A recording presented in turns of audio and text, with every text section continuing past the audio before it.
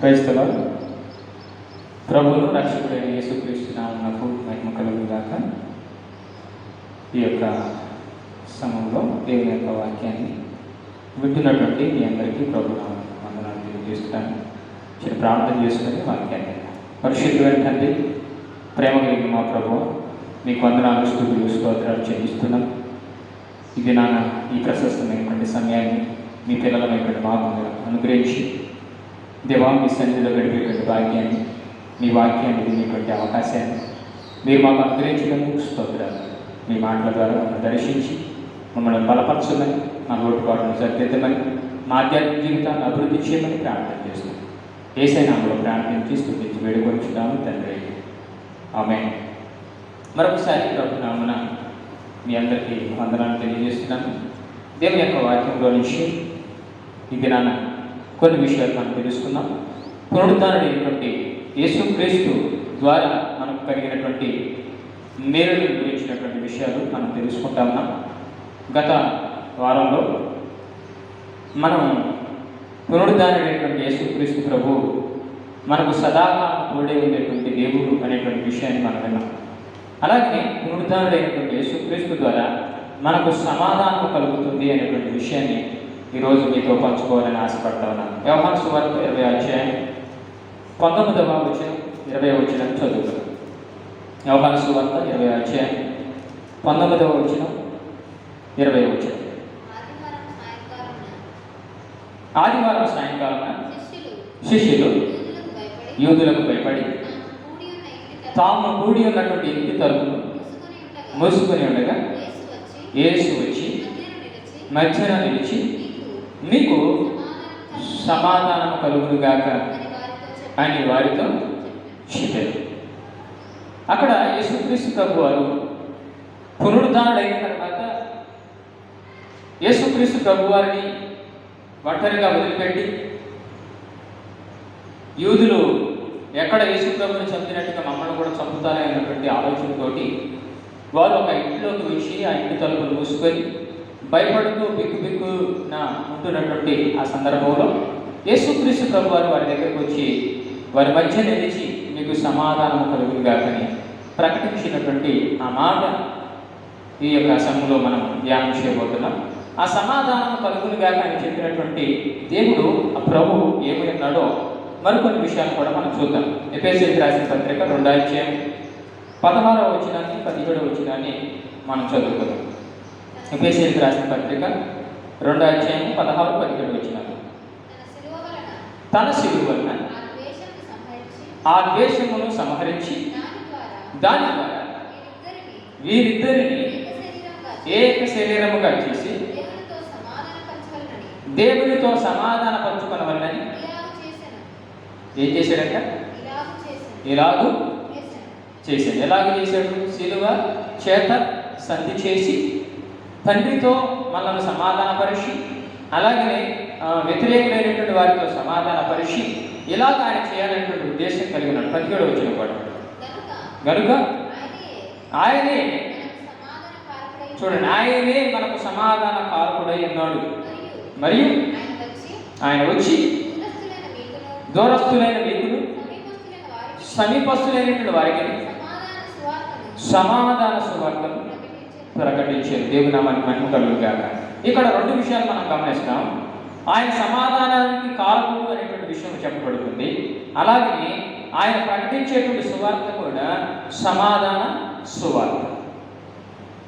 యేసుక్రీస్తు ప్రభు వారు శిష్యుల దగ్గరికి వచ్చి సమాధానం ప్రకటిస్తున్నాడంటే ముందు ఆయన ఏమై ఉండాలంటే సమాధానానికి కారకుడై ఉండాలి.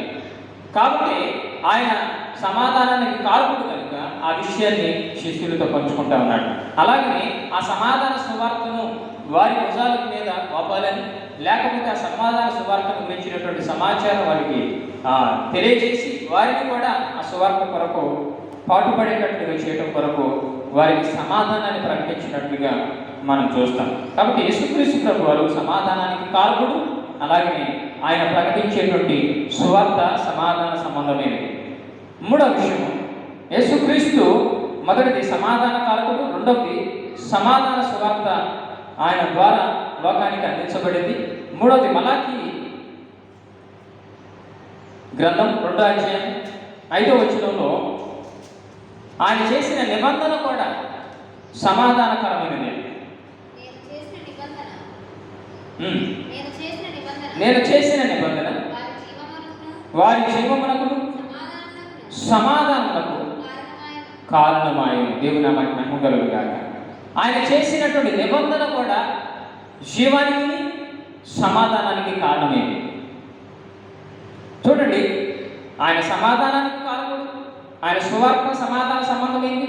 అలాగే ఆయన చేసిన నిబంధన నిత్య నిబంధన అనేటువంటి మాట కీర్తన గ్రంథంలో ఉంటుంది.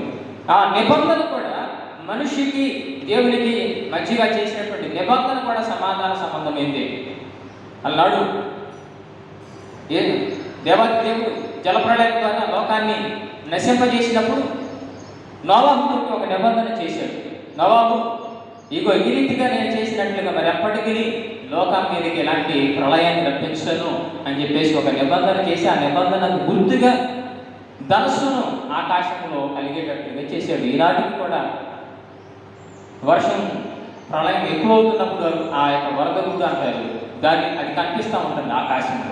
అది జ్ఞాపకం చేసుకొని దేవుడు చేసిన నిబంధనని బట్టి ప్రళయం రాకోకుండా తగ్గిపోయేటట్లుగా చేస్తూ ఉంటాడు. అలాగనే మనిషికి దేవుడికి మధ్య ఉన్నటువంటి నిత్య నిబంధన ఏంటంటే శిలువ రక్తము చేత నేను మానవాళిని రక్షించి ఆ రక్త ప్రోక్షణ వలన వారి పాపములను పరిహరించి వారిని విమోచించాలనేటువంటి ఉద్దేశము అది జీవానికి కారణమైంది. దేవునామానికి మహిమ కలుగుగాక. అంతకుముందే మరణానికి కారణమైంది. ధర్మశాస్త్రము చేసినటువంటి తప్పులన్నిటికీ శిక్ష ప్రకటిస్తే యేసుక్రీస్తు మానవాళికి జీవాన్ని కలగజేశాడు. అది దేవుడు చేసినటువంటి నిబంధన. అది జీవానికి కారణమైంది, అది సమాధానానికి కారణమైంది. అందుకు దేవుడి నామానికి మహిమ కలుగుగాక. 4వది, యేసుక్రీస్తు యొక్క సమాధాన సంబంధమైనటువంటి మరొక విషయము లోకాసువార్త 1:5. ఆయన ఏర్పాటు చేసినటువంటి మార్గం కూడా సమాధానకరమైనదేనండి. 79వ లోకాసువార్త 1:79. ఆయన మార్గములను సిద్ధపరచుటకై నీ ప్రభువును ముందుగా నడుతూ మన పాదములను సమాధాన మార్గంలోనికి నడిపించినట్లు చీకటిలోను మరణ ఛాయలోను కూర్చుండవని వెలిగించుటకై ఆ మహావాత్సల్యమును బట్టి పైనుండి ఆయన మనకు అరుణోదయ దర్శనము అనుగ్రహించారు. దేవుడి నామానికి మహిమ కలుగుగాక. ఆ అరుణోదయ దర్శనము ఎవరయ్యా అంటే యేసుక్రీస్తు. యేసుక్రీస్తు ద్వారా మానవాళిని సమాధానకరమైన మార్గంలోనికి ఆయన నడిపించాలనుకున్నాడు. దేవుడి నామానికి మహిమ కలుగుగాక. ఆయన చూపించిన మార్గం కూడా సమాధానకరమైంది, సమస్యాత్మకమైనది కాదు, సమస్యలోనికి నెట్టేది కాదు, మానవాళిని ఎక్కడికో తీసుకుని వెళ్ళి వాళ్ళ జీవితము అగమ్య అగోచరమైనట్లుగా చేసేది కాదు. ఆ సమాధానము దేవునితో కలగజేసి ఆ సమాధానమైనటువంటి ఆ మార్గం ద్వారా నిశ్చయ జీవములోకి వారిని నడిపిస్తుంది. అందుకోసం ఆయన చేసే నిబంధన కూడా జీవము కలిగింది, జీవానికి కారణమైంది అనేటువంటి విషయాన్ని మనం ఇంతకు ముందు వచ్చిన భాగంలో చూసాం. కాబట్టి ఆయన చూపించిన మార్గము సమాధానకరమైనది. 5వ విషయము, ఆయన మనల్ని రక్షించుకొని ఏ మందిరంలోనైతే నడిపించాడో ఆ మందిరంలో కూడా దేవుడు తన సమాధానాన్ని నిలుపుతూ ఉన్నాడు. అగేయుడు 2:9 ఒకప్పుడు ఉన్నటువంటి మందిరము పడిపోయిన తర్వాత మరొక మందిరాన్ని వారు కట్టినప్పుడు ఆ మొదటి మందిరానికి ఉంచినటువంటి మహిమను ఈ కడవరి మందిరానికి నేను ఉంచుతానని చెప్పేసి ఈ మందిరంలో సమాధానాన్ని నేను నిలుపుతానని అక్కడ దేవుడు చెప్పినటువంటి మాట ఉంది. చదువుకుందాం ఆ మాట కూడా. అగే గ్రంథం 2:9. ఈ కడవరి మందిరము యొక్క మహిమ మునుపటి మందిరం యొక్క మహిమ కంటే మించినది సైన్యములకు అధిపతి యెహోవా సెలవిచ్చుచున్నాడు. ఈ స్థలం, ఈ మాట చూడండి, ఈ స్థలమందు నేను సమాధానమును నిలపను అనుగ్రహించుచున్నాను అంటున్నాడు దేవుడు. దేవుని నామానికి మహిమ కలుగుగాక. దేవుని యొక్క సంఘములో, దేవుని మందిరములో దేవుడు ఏం నిలపాలనుకున్నాడంటే సమాధానం నిలపాలనుకున్నాడు. దేవుడు సమాధానానికి కర్త, సమాధానానికి అధిపతి.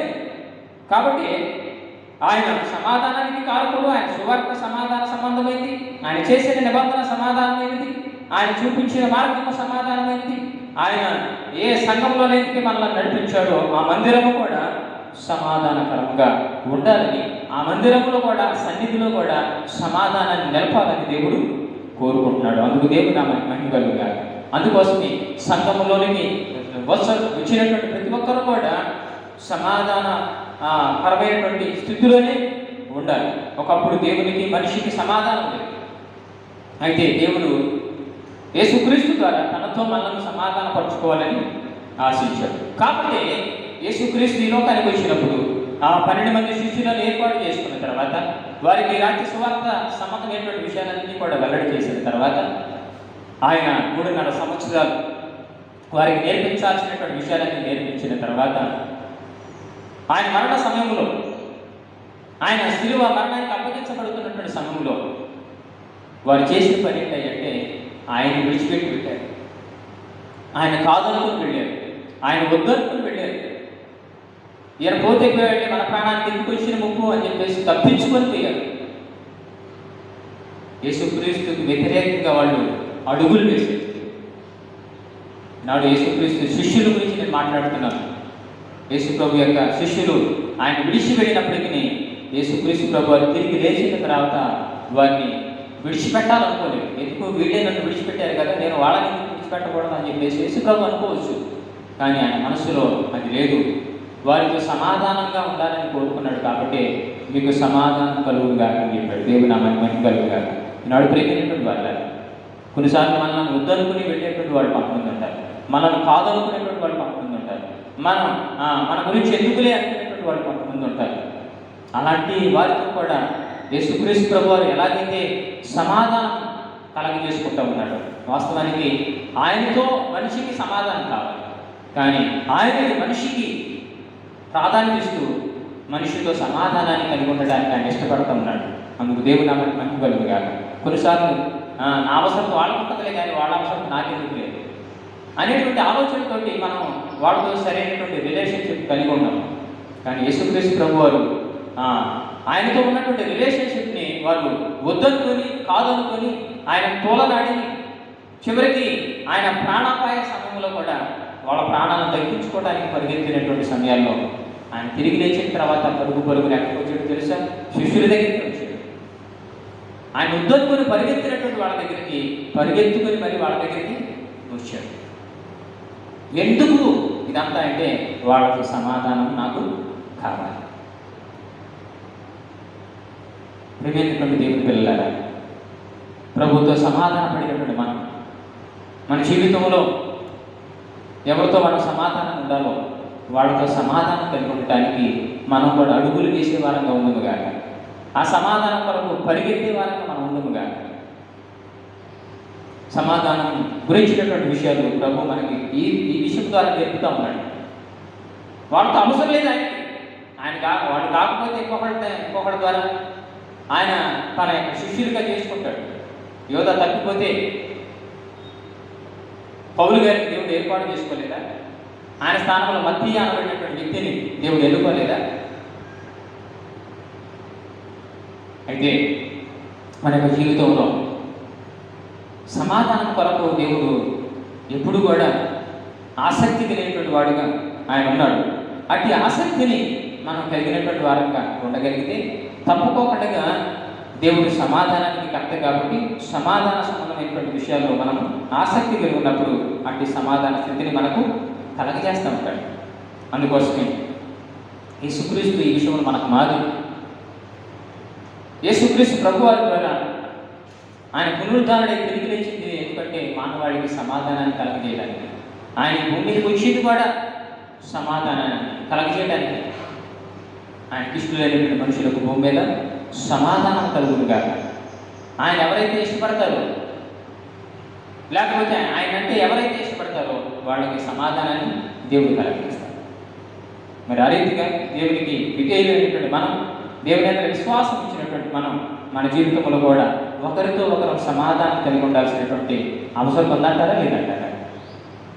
ఉందో లేదో మార్కు సువార్తలో యేసుప్రభు వారు చెప్పినటువంటి మాట చదువుకుందాం. 9వ అధ్యాయం 50వ వచనం. మార్కు సువార్త 9వ అధ్యాయం 50వ వచనం.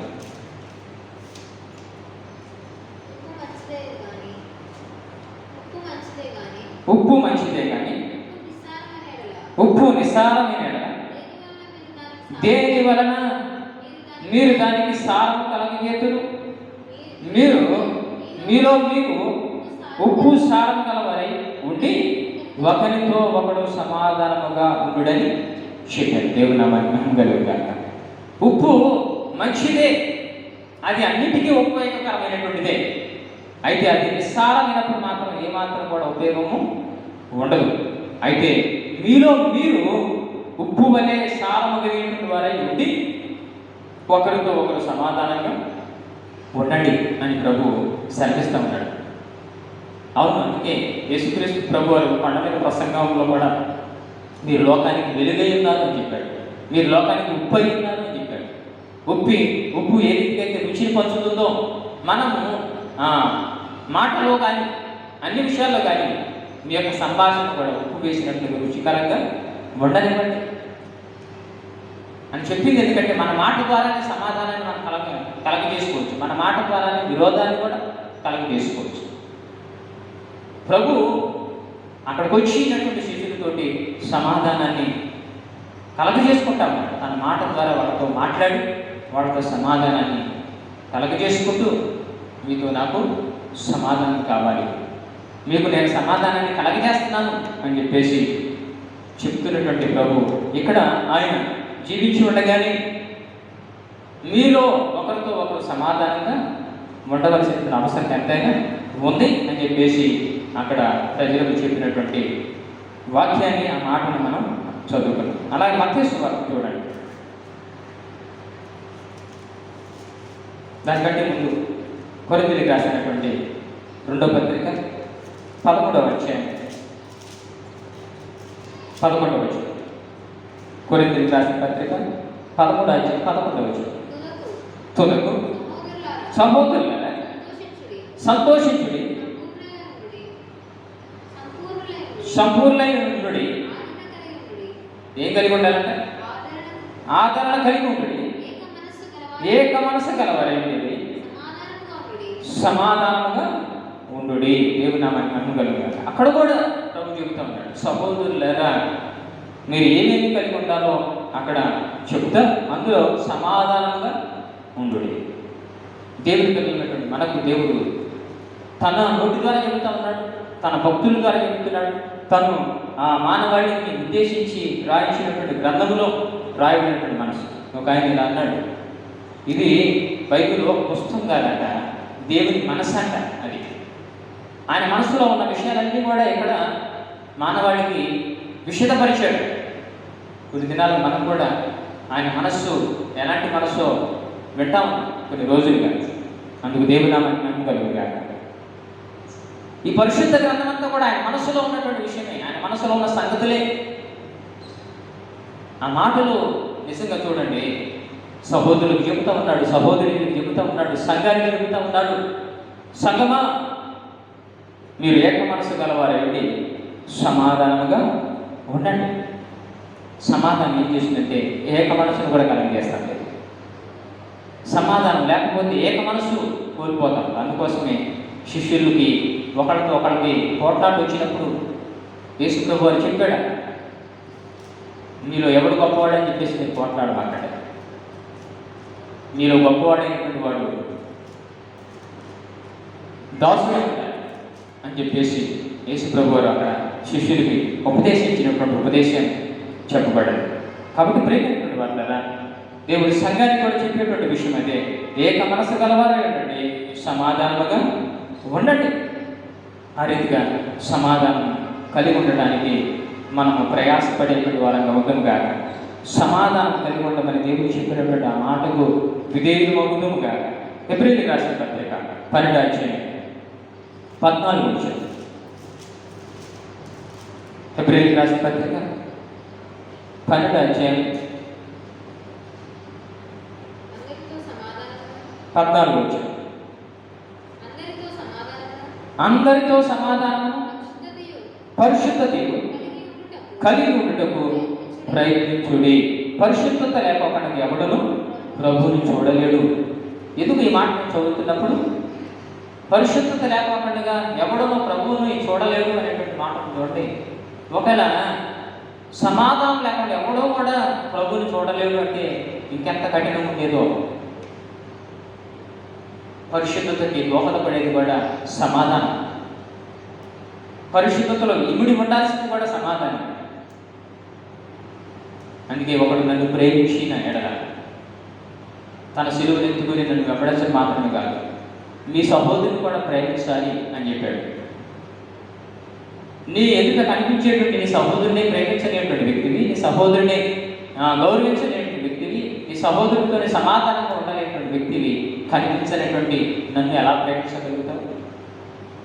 నాతో నీకు సమాధానం ఎలా ఉంటుంది? ఈ మాటలో ఉన్నటువంటి భావమే దేవుని వల్ల. ఈరోజు ఈ మాటలు ఉన్నటువంటి మనం తెలుసుకోవాల్సినటువంటి విషయము అందరితో సమాధానంగా ఉండుడి. అందరంటే ఎవరెవరు వస్తారు అందులో?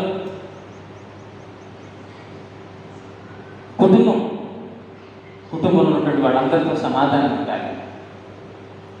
కుటుంబంలో భార్య భర్తలు సమాధానం ఉండాలి. కుటుంబంలో పిల్లలతో సమాధానం ఉండాలి. కుటుంబంలో ఉన్నటువంటి అత్తమామలతో సమాధానం ఉండాలి. కుటుంబంలో ఉన్నటువంటి ఎవరైతే తోటి కోడలు ఉండొచ్చు, అలాగే కుటుంబంలో అన్నదమ్ములు ఉండొచ్చు, ఇలాగా ఎవరైతే ఉన్నారో వాళ్ళందరితో సమాధానం ఉండాలి. అందుకే ప్రభు చెప్తా ఉన్నాడు, అందరితో సమాధానంగా ఉండుడి.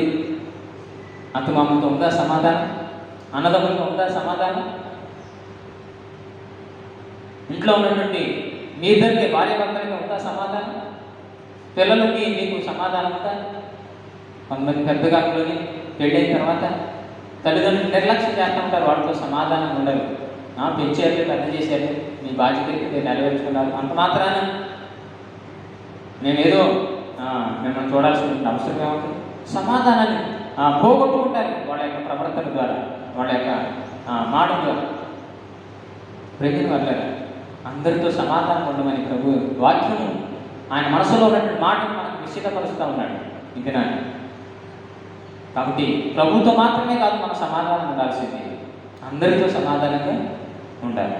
కొంతమంది అనుకుంటారు, నా భక్తి నాకు నా ప్రభువుకు తెలుసు, నా విశ్వాసం నా ప్రభువుకు తెలుసు, నా ఆత్మీయత నా ప్రభువుకు తెలుసు. అవును, ప్రభువు తెలిసినట్టు కానీ అందరికి కూడా తెలియాలి. ఎవరితో ఏ రీతిగా సత్సంబంధాన్ని కలిగి ఉన్నారో, సమాధానం కలిగి ఉన్నారో అది గ్రహించేటట్లుగా మనం వ్యవహరించాలి కూడా. మరి ఆ రీతిగా సమాధానాన్ని అలవర్చుకునే వారంగా మనం ముందుకు కాదు. అలాగే అయిన వాళ్ళతోటి సమాధానం కలిగి ఉండాలి, బంధువులతో సమాధానం కలిగి ఉండాలి, అలాగే ఆత్మీయులతో సమాధానం కలిగి ఉండాలి, సంఘంలో బిడ్డలతోటి సమాధానం కలిగి ఉండాలి, ఒకరితో ఒకరు సమాధానం కలిగినటువంటి వారంగా, మనస్సు కలిగినటువంటి వారంగా ఉండాలి. కొంతమంది సంఘానికి వచ్చినప్పుడు ఒకరికొకరు ప్రైజ్ కార్డు చెప్పుకోవడానికే అది కష్టమైపోతూ ఉంటుంది. ఎందుకంటే వాళ్ళిద్దరికీ సమాధానం లేదు కాబట్టి. లేదంటే ఒకటి చెప్పుకుంటారా? ఎందుకో చెప్పకపోతే ప్రభు ఏమన్నా నొచ్చుకుంటాడు. ప్రభు ఏమి నొచ్చుకోడు. నీ మనసులో నిజంగా చెప్పాలనిపిస్తే ఇంతగా చెప్పి వెళ్ళటం కాదు. బాగున్నారా, అందరు బాగున్నారా, ఎప్పుడు వారానికి ఒకసారి కలుసుకుంటాం, లేకపోతే నెలకు ఒకసారి కలుసుకుంటాము. ప్రస్తుతానికి లాక్డౌన్ కారణంగా కొన్ని నెలలు వారాలు అయిపోయింది. ఇలాగ కాల్చుకున్నప్పుడు, ఇలా కలుసుకున్నప్పుడు కేవలం వందనాలు చెప్పుకొని సర్దుకోవడమే కాదు, ఎలా ఉన్నారు, ఇంటి పరిస్థితులు ఎలా ఉన్నాయి, అందరూ బాగున్నారా అని చెప్పేసి కొంచెం మనసు విప్పి మనసులో ఏ దురుద్దేశం లేనప్పుడు మనం అలాగే మాట్లాడగలుగుతాం. యేసుప్రభు వారు శిష్యులకు ప్రత్యక్షమైన తర్వాత, శిష్యులకి కనపడిన తర్వాత ఒకసారి ఊరుకోలేదండి, సమాధానం గురించి 2 సార్లు చెప్పాడు. అక్కడ మళ్ళీ ఒకసారి చదవండి ఆ మాట. యోహాను సువార్త 20వ అధ్యాయం 19వ వచనాన్ని చదివాం, 20వ వచనాన్ని కూడా చదువుదాం. మళ్ళీ ఒకసారి 19, 20 వచనాన్ని రిపీట్ చేద్దాం. ఆదివారం సాయంకాలం శిష్యులు యూదులకు భయపడి తాము కూడి ఉన్నటువంటి ఇంటి తలుపును మూసుకొని ఉండగా యేసు వచ్చి మధ్యన నిలిచి మీకు సమాధానం కలుగునుగా కానీ వారితో చెప్పాను. ఆయన లాగు చెప్పి వారికి తన చేతులను ప్రక్కలను చూపగా శిష్యులు ప్రభువును చూసి సంతోషించేది. అప్పుడు యేసు మరలా మీకు సమాధానం కలుగును అని చెప్పాడంట. మరలా చెబుతామన్నాడు, మీకు సమాధానం కలుగునని. ఒకసారి చెప్పొచ్చుగా, ఏమో ఇంతటితోటి వీళ్ళు నమ్ముతారా, నన్ను సరిగ్గా నమ్మరా, ఇంతటితోటి సమాధానం వచ్చినట్టేనా అనేటువంటి ఒక ఆలోచనతోటి మరలా చెప్తా ఉన్నాడు వారికి సమాధానం అని. షాలోమ్ అనేటువంటి మాట సమాధానానికి వాడతా ఉంటారు. అనేక సార్లు మనమేమో వందనం చెప్పుకుంటాం, కొంతమంది షాలోమ్ అని చెప్తాం, సమాధానం. కొంతమంది రాజుల కాలంలో ఎవరైనా పరిగెత్తుకొని వస్తూ ఉన్నప్పుడు ఏమైనా ఒకవేళ విషయం ఉందేమో, ఏమన్నా ఆపద ఉందేమో చెప్పేసి వాళ్ళు రాములనే సమాధానంగా వస్తున్నారా అని అడిగేవాడు. అంటే ఏమైనా ఇబ్బంది ఏమన్నా, ఏమైనా సమస్య ఉందా, ఏమైనా కష్టం ఉందా, సమాధానంగానే వస్తున్నారా అని చెప్పేసి అడిగేవాడు. మనం సమాధానంగానే వస్తాం, కానీ తర్వాత సమస్య గురించి చెప్పేవాడు. కొన్నిసార్లు మనం కూడా బాగానే ఉన్నాం అంటాం, లోపల మాత్రం ఏదో కొంచెం బాగాలేని పరిస్థితులు ఉంటాయి. యేసుక్రీస్తు ప్రభు వారి కడుపులో ఏం పెట్టుకోలేదండి. మీరు నన్ను వదిలిపెట్టిపోయారుగా, నన్ను విడిచిపెట్టిపోయారుగా, నన్ను ఇబ్బంది పెట్టారుగా, నన్ను ఒంటరివాడిగా చేశారుగా. ఇవేమీ తోడల ఆయన ఇంకా విశ్వసించడానికి ఆయన చేతులు చూపించాడు. ఆయన వారి కొరకు పడినటువంటి హింస ఎంత భయంకరమైనదో, ఆ కష్టం ఎంతదో వాడు గ్రహించడం కోసం ఆయన పాదాలు చూపించాడు. ఆ పక్కలో గొడవబడినటువంటి బల్లెను కోటును చూపించాడు. అప్పుడు ఆయన గురించి సంతోషపడ్డారు. సమాధానం ఉన్న చోట సంతోషం ఉంటుంది. దేవుని నామానికి మహిమ కలుగుగాక. సమాధానం లేని చోట సంతోషం ఉండదు. నేను ఎప్పుడు చెప్తా ఉంటాను ఈ మాట, సమస్యలు ఉన్న చోట సమాధానం ఉండదు, సమాధానం లేని చోట సంతోషం కూడా ఉంటుందంట. దేవుని వల్ల ఉందా నిజంగా మన ఇంట్లో సమాధానం ఉంటే సంతోషం ఉంటుంది, సఖ్యత ఉంటుంది, నెమ్మది ఉంటుంది. ఎక్కడ ఐక్యత ఉంటుందో అక్కడ ఆశీర్వాదం కూడా ఉంటుందని దేవుని వాక్యం చెబుతూ ఉంది. కాబట్టి మనం సమాధానం ఉంటే సంతోషం ఉంటుంది, సంతోషం ఉన్న చోట ఆశీర్వాదం కూడా ఉంటుంది. కాబట్టి ప్రభు పదే గుచ్చి ఈ మాటలు మనకు చెబుతున్నాడు. అందరితో సమాధానంగా ఉండండి. మనం 2 దినాలు కూడా మాట విన్నాం. శక్యమైతే సమస్త మనుషులతోటి సమాధానంగా ఉండండి. 12 రాసిన పత్రిక 18 వచ్చిన మనం ఆ మాట విన్నాం. వల్ల దేవుని యొక్క మాటలు వినేటువంటి మనం ఈ విషయాన్ని గ్రహిద్దాం. అందరితో సమాధానం కలిగి ఉండాల్సిన అవసరం ఎంతైనా ఉంది.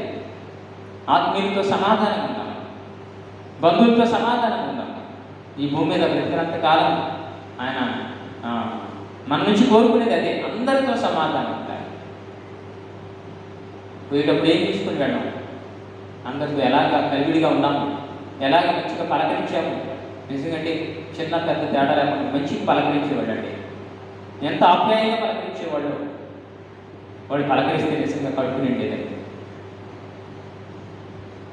అనేటువంటి ఆ భావన మన గురించి మాట్లాడుతూ ఉన్నప్పుడు నిజంగా ఎంత దండిగా ఉంటుంది మనకి.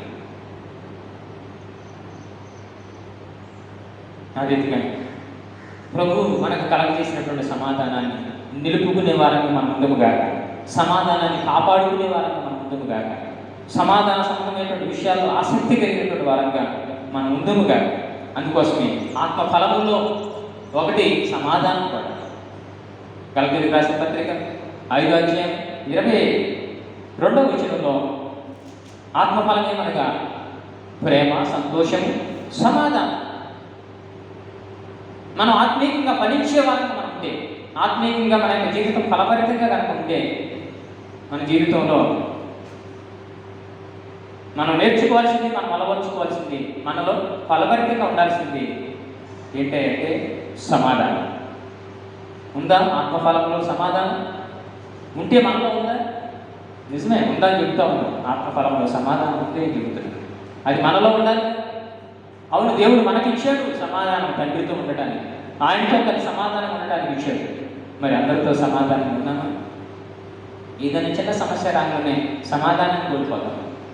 ఏదైనా చిన్న గొడవ కాగానే సమాధానాన్ని కోల్పోతాం.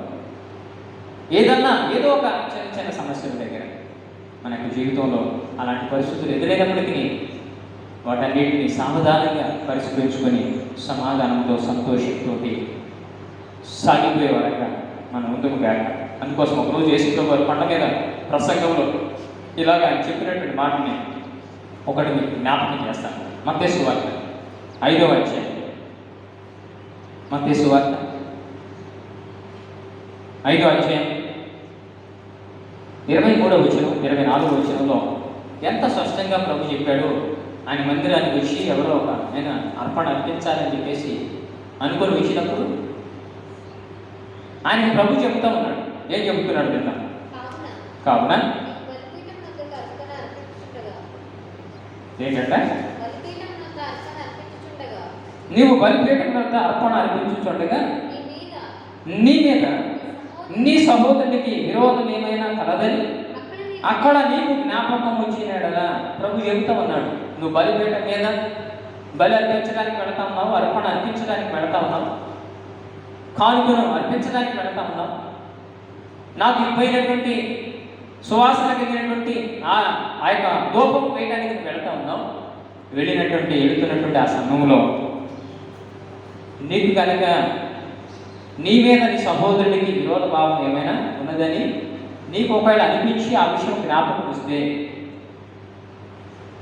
చూడండి కొన్నిసార్లు ఎవరైనా ఏదైనా అన్నా ఉంటుంది మర్చిపోవాలి. దాని గురించినటువంటి ఆలోచన పెట్టుకోవద్దు. ఇప్పుడు ఒకవేళ అది మనసులో పెట్టుకొని దాని గురించి మనం ఏమి తెలియనట్లుగా మనం ఆలోచించడం కాదు. అసలు ఒకవేళ అదే మనసులో ఉంటే తప్పకుండా జ్ఞాపకం వస్తుంది. జ్ఞాపకం వచ్చినప్పుడు చేయాల్సిన పని ఏంటంటే ప్రభు చెబుతున్నాడు. ఇప్పుడు ఆ కింద వచ్చినప్పుడు అక్కడ బలిపీఠం అర్థని నీ అర్పణను విడిచిపెట్టి మొదట వెళ్ళి నీ సహోదరుడితో సమాధాన పడము, అటు తర్వాత వచ్చి నీ అర్పణ అర్పించుము. దేవుని నామానికి మహిమ కలుగుగాక. దేవుని యొక్క సన్నిధిలో ప్రభు చెబుతూ ఉన్నాడు, నువ్వు ఆయన సన్నిధికి వస్తున్నావు బాగానే ఉంది, ఆయన సన్నిధిలో అర్పణ అర్పించడానికి వచ్చావు బాగానే ఉంది. కానీ ఆ అర్పిస్తున్నటువంటి సమయంలో నీతో ఎవరికైనా సమాధానం లేకపోతే, నీ మీద ఎవరికైనా ఒక విరోధ భావం ఉంటే, నీ ద్వారా వాడికి ఏదైనా విరోధ భావం అనిపించినట్లయితే, ఆ విషయం నీకు జ్ఞాపకం వస్తే, ఆ విషయం నీకు తెలిస్తే నువ్వు చేయవలసినటువంటి పని ఏంటంటే మొట్టమొదటిగా అర్పణ అర్పించి నాకు అర్పణ అక్కడే విడిచిపెట్టి ఆ వ్యక్తితోటి సమాధాన పడిచి అప్పుడు నీ అర్పణ అర్పించు, అప్పుడు అది నేను అంగీకరిస్తా అనేటువంటి విషయాన్ని ప్రభు సూటిగా చెబుతూ ఉన్నాడు. ప్రేమని వల్ల దేవుడు సమాధానానికి కర్త అని చెప్పడానికి ఇవన్నీ నిదర్శనాలు. ఆయన పునరుద్ధారణే తిరిగి లేచింది మనుషులకు సమాధానం అనుగ్రహించడానికి. ఈరోజు సమాధానం లేనటువంటి మనకు సమాధానాన్ని కలగజేశాడు తండ్రితోటి. అలాగే మన హృదయాల్లో సమాధానం కలిగజేశాడు, మన జీవితంలో సమాధానం కలిగజేశాడు, అలాగే మన కుటుంబాల్లో సమాధానం కలిగజేయాలని ఇష్టపడుతున్నాడు. అలాగే ఆత్మీయులతోనూ, అలాగే బంధువులతోనూ, రక్త సంబంధులతోనూ, తోబుట్టులతోనూ సమాధానం కలిగి ఉండడానికి మనకు దేవుడు నేర్పిస్తూ ఉన్నాడు. ఏ విషయంలో ఇంకా అసమాధానం ఉన్నాను, ఏ విషయంలో నేను ప్రభు మెచ్చేటట్టుగానే ఉన్నానులే, దేవుడికి అర్పించాల్సిన అర్పిస్తూ ఉన్నాను, దేవుడికి చేయాల్సిన ప్రార్థన దేవుడికి చేస్తున్నాను, దేవుడికి చేయాల్సిన ఆరాధన చేస్తున్నాను అనుకుంటే కుదరదంట. నీ సహోదరునికి నీ మీద ఏదైనా విరోధ భావం ఉన్నట్లుగా నీకు అనిపించినట్లయితే మొదటిగా వెళ్ళి నీ సహోదరుడితో సమాధానపడు, అటు తర్వాత వచ్చి అప్పుడు నాకు అర్పణ అర్పించు. దేవుడు ఆ మాటని స్పష్టంగా మనకు ఎందుకు చూపుతున్నాడంటే మన జీవితం అది అలవరుచుకోవాలి. ప్రార్థన చేసి చేతులు దులుపుకుంటే సరిపోదు, కాలు చేసి చేతులు దులుపుకుంటే సరిపోదు, ఆరాధన చేస్తే దేవుడికి అంగీకారంగా ఉంటుంది అనేటువంటి ఆలోచన కూడా మనం కలిగి ఉండాలి. మన అర్పణ దేవుడు అంగీకరించాలంటే మనం చేసే ప్రార్థన కూడా దేవుడు అంగీకరిస్తాడు. మనం అర్పించే అర్పణ అంగీకరిస్తే తప్పకుండా మన ప్రార్థన కూడా అంగీకరిస్తాడు, మన ఆరాధన కూడా అంగీకరిస్తాడు. ఆయన అంగీకరించాడంటే మనల్ని కూడా అంగీకరించినట్లే. ప్రభు మనల్ని అంగీకరించేటట్టుగా మనం ముందుకు కాదు. రోజు మనం చూసాం కయ్యూరు విషయంలో కూడా కయ్యూరు యొక్క అర్పణ దేవుడు అంగీకరించలేదంట. హేబేలు యొక్క అర్పణ మాత్రమే ప్రభు అంగీకరించాడు. అర్పణ కాదంట ప్రాముఖ్యమైంది. ఆయన విలువైనదే తీసుకొచ్చాడు, ఈయన విలువైనది తీసుకొచ్చాడు. అర్పించే మనసును చూశాడు, అర్పించేటువంటి వ్యక్తి యొక్క తత్వాన్ని చూశాడు. కాబట్టి మన యొక్క జీవితంలో ఎవరితో ఏ రీతిగా సమాధానం కలిగి ఉండి దేవుడితో శక్తి కలిగి ఉంటున్నాము, దేవుడికి ప్రార్థన చేస్తున్నాము, దేవుడిలో ఎదుగుతున్నాము, ఈ విషయాలన్నీ కూడా దేవుడు పరిగణలోకి తీసుకుంటాడు. ఈ విషయాన్ని మనం గ్రహించి అర్థం చేసుకొని మన ఆత్మీయ స్థితిగతులను మెరుగుపరుచుకునే వారిని మనం ఉందాం. కానీ ఈ సమాధాన సంబంధమైనటువంటి పరిస్థితులు ఒకవేళ ఎప్పటివరకు నాకున్నదిలే దేవుడితో పాటు అని చెప్పేసి అనుకొని అంతటితో ఆగిపోతే కుదరదు. కానీ ఎవరితో మనకు సమాధానం లేదు, వారితో సమాధానాన్ని కలగజేసుకోవడం ప్రభువే మనకు నేర్పాడు.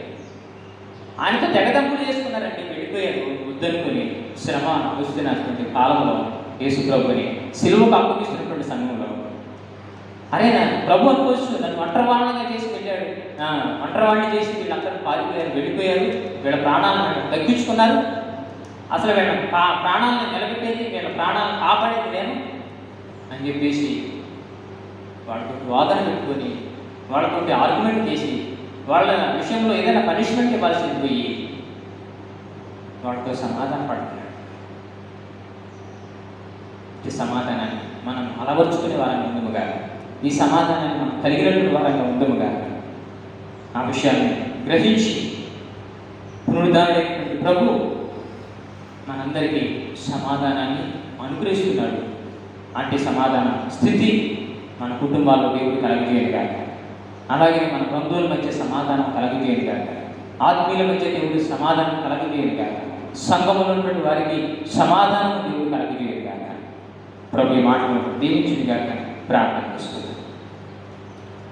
పరిశుద్ధమైన తండ్రి, ప్రేమ కలిగిన మా ప్రభువా, మీకు వందనాలు, స్తుతులు, స్తోత్రాలు చెల్లిస్తున్నాం. ఈ దినాన ప్రభువా మీరు సమాధానానికి కర్తవ్యారు, సమాధానానికి మీరు అధిపతి అయ్యారు, సమాధానానికి కారకుడు నీవే తండ్రి, సమాధాన సువార్తను ప్రకటించిన వాడు నీవే, సమాధానాన్ని శివాన్ని నీ నిబంధన ద్వారా కలగజేసిన వాడు నీవే, నీ మార్గంలో కూడా సమాధానాన్ని కలగజేసిన వాడు తండ్రి, మీకు వందనాలు చెల్లిస్తున్నాను. దేవా నీ పిలుపులో మాకు సమాధానాన్ని కలగజేస్తూ ఉంటారు. దేవా ఇటు సమాధానాన్ని నువ్వు కలగజేసేవాడు అయ్యింది, శిష్యులతో కూడా సమాధానాన్ని అయ్యా ప్రభా కలగజేసుకుంటూ ఉన్నారు.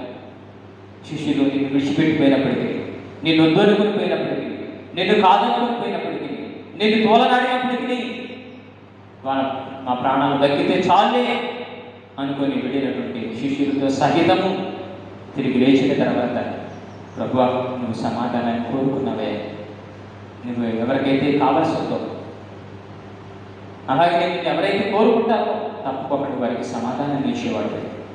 ఈరోజు మమ్మల్ని అంగీకరించినటువంటి మీరు తండ్రితో మాకు సమాధానాన్ని కలగజేశారు. అలాగే అందరితో సమాధానం కలిగి ఉండండి అని సెలవిస్తున్నారు. అలాగే శక్యమైతే సమస్త మనుషులతో సమాధానం ఉండండి అని చెప్పి మాటను జ్ఞాపకం చేసుకుంటారు. అలాగే నీ అర్పణ అర్పించేటప్పుడు నీ సహోదరునికి నీ మీద ఏదైనా విరోధభావం ఉన్నట్లుగా నీకు అనిపిస్తే ఆ విషయం నీకు జ్ఞాపకం ఇస్తే మొదటి వెళ్ళి నీ సహోదరుడు సమాధానం పొందుము, అటు తర్వాత వచ్చి నీ అర్పణ అర్పించుము అని సెలవిచ్చినటువంటి మా ప్రభు. మమ్మల్ని తండ్రి సమాధానం లేకపోకుండా కానీ చాలాసార్లు మా యొక్క ఆధ్యాత్మిక జీవితంలో ముందుకు సాగిపోతున్నాం తండ్రి. సమాధానం లేకపోకుండా కానీ చలమని కావాలని చూస్తూ ఉన్నామే, అవి నీ దగ్గర చల్లవో అనేటువంటి విషయం మాకు స్పష్టంగా అర్థమవుతాం. ఓకే, సమాధానంగా ఉన్నప్పుడే అయ్యా మీరు మమ్మల్ని అంగీకరిస్తారు, సమాధానంగా ఉన్నప్పుడే మా ప్రార్థన మీరు ఆలకిస్తారు, సమాధానంగా ఉన్నప్పుడే మా యొక్క ఆరాధనని మీరు అయ్యా తండ్రి స్వీకరిస్తారు. అయ్యా సమాధానంగా ఉన్నప్పుడే మేము అర్పించేటువంటి అర్పణను అయ్యా తండ్రి మీరు అంగీకరిస్తారు అనేటువంటి విషయాన్ని కూడా మేము గ్రహించి ఇక ముందున్న దినములన్నింటిలో కూడా అయ్యా మా కుటుంబాల్లో అయ్యా మా బంధువుల మధ్య మా ఆత్మీయుల మధ్య సంఘములో మేమందరంతో సమాధానం కలిగినటువంటి వారంగా ఉండటానికి సహాయం చేయండి. దేవా మీరు సెలవిస్తూ ఉన్నారు, అందరితో సమాధానం పరిశుద్ధత కలిగి ఉండండి. పరిశుద్ధత లేకపోకుండా ఎవడనూ ప్రభువుని చూడలేడు. అవునయ్యా పరిశుద్ధత లేకపోకుండా అయ్యా మేము నిన్ను చూడలేదు, నీ రాజ్యానికి రాలేదు. అయితే పరిశుద్ధతను పాడు చేసేది, సమాధానం లేని స్థితే, పరిశుద్ధతకు కళాంకం తీసుకొచ్చేది, ఆ సమాధానాన్ని అనమ్మదే ఈ విషయాలన్నీ కూడా మేము తెలుసుకున్న వారమే, గ్రహించిన వారమే. సమాధానాన్ని కలపరుచుకోవడానికి, సమాధానాన్ని కలగజేసుకోవడానికి, సమాధానాన్ని ప్రకటించడానికి, అయ్యా సమాధానపరచు వారు ధన్యులు, వారి దేవుని కుమారులా పడతారని చెప్పినటువంటి మాట జ్ఞాపకం చేసుకుంటూ మన జీవితంలో మా హృదయాల్లో సమాధానం గురించారు. అలాగే తోటి వారితో పాటు మేము సమాధానం కలిగి ఉండే, సంతోషాన్ని మేము కలిగి ఉండే, అయ్యా మీరు ఇచ్చేటువంటి ఆశీర్వాదాలు కూడా అనిపించేటువంటి కృపా భాగ్యం మా అందరికీ సమృద్ధిగా తెచ్చింది. ఈ మాటలు విన్నటువంటి బిడ్డలందరినీ కూడా మీరు దీవించి ఆశీర్వదించి మరి మా ఘనత ప్రభావం మీరు పొందమని, అయ్యా ప్రతి విధమైన వీరులంటే మమ్మల్ని తప్పించి కాపాడండి. ఈ కరోనా యొక్క తీవ్రత నుంచి ప్రతి ఒక్కరిని మీరు కాపాడండి. ప్రతి కుటుంబానికి క్షేమాన్ని అనుగ్రహించండి. ఏ దేవుడిని కూడా సమీపించదని సెలవించిన రీతిగా అయ్యా ఇంకా ఏ కుటుంబంలో అయితే ఎలాంటి బలహీనతలు ఉంటాయో, ఎలాంటి అనారోగ్య పరిస్థితులు ఉంటాయో అయ్యా నాయన వాటన్నిటిలో నుంచి నిబిడమైన మమ్మల్ని అందరినీ మీరు కాపాడండి. ఇంతవరకు మీరు మమ్మల్ని కాపాడండి స్తోత్రాలు. ఇక ముందున్నటువంటి దినములన్నింటిలో కూడా మీరు ఎటువంటి మమ్మల్ని కాపాడి అయ్యా మీ ఆశీర్వాదం సమృద్ధిగా మా అందరికీ అనుగ్రహిస్తుంది. రక్షకుడైన యేసు నామములో ప్రార్థించి స్తుతించి వేడుకొనుచున్నాము తండ్రి, ఆమేన్. పరమ తండ్రి దేవుని ప్రేమ, కుమారుడైన యేసుక్రీస్తు వారి యొక్క కృప, పరిశుద్ధాత్మకమైన సహవాసం ఇప్పుడు వచ్చిన మనందరికీ, మాట్లాడినటువంటి మనందరికీ సదాకాలం తోడి ఉండి నడిపించునుగాక. ఆమేన్. Praise lord.